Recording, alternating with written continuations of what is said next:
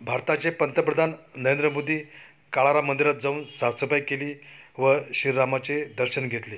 हे मंदिर नाशिक येथील पंचवटीत असून काळ्या दगडात बांधलेलं सुप्रसिद्ध असं मंदिर आहे. गोपिकाबाई पेशवे यांच्या आदेशावर पेशव्यांचे सरदार रामराव आवडेकर यांनी हे मंदिर 1778 ते 1790मध्ये बांधले. येथे सीता व लक्ष्मण याचीही मूर्ती आहे.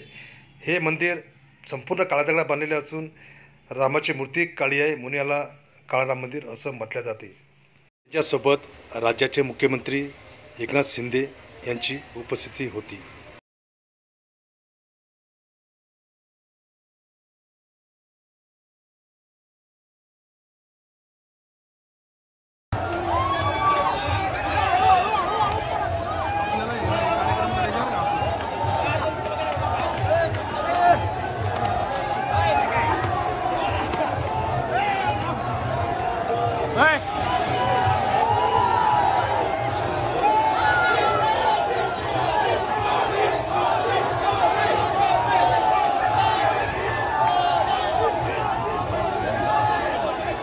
आज ही भारत की नारी शक्ति की प्रतीक राजमाता जिजाऊ मां साहब की भी जन्म जयंती है.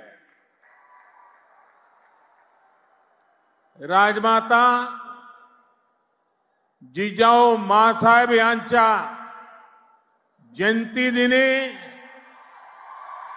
त्यांना वंदन करण्यासाठी मला महाराष्ट्राच्या वीरभूमीत येण्याची संधी मिळाली. याचा मला अतिशय आनंद आहे.